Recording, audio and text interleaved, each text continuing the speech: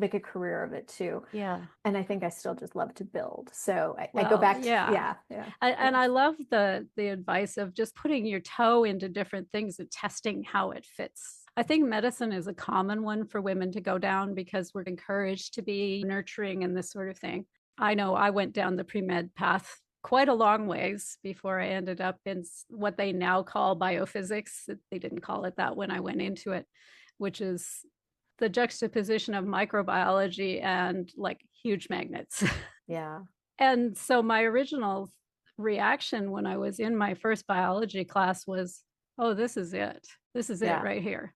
Yeah. It wasn't, as it turned out, like the final answer, but it was a really strong step down that road because prior to that, I was considering a lot of things that I was told were appropriate for me to consider.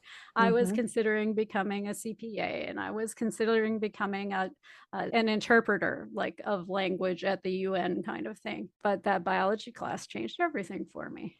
To understand what you could do, what the possibilities are. And that's what I think was so helpful. And it's interesting because you mentioned medical medicine for women, and I have a few good friends who are doctors. But yeah, I look at the profession, and it's like 40% of doctors are women now, which I think is amazing. But you look at Yes. things like engineering, pilots, which we'll Yeah. talk about later. Pilots, It's computer programmers, and pilots, yeah. 7%, and that's not professional. Professional is actually lower. But then you look at something in engineering and computer and tech, and the engineers in that is still like hovering around 25 or so percent. There's still something going on there that I feel very strongly that we need to address as those mentors, the generation who can help lift up the others for sure.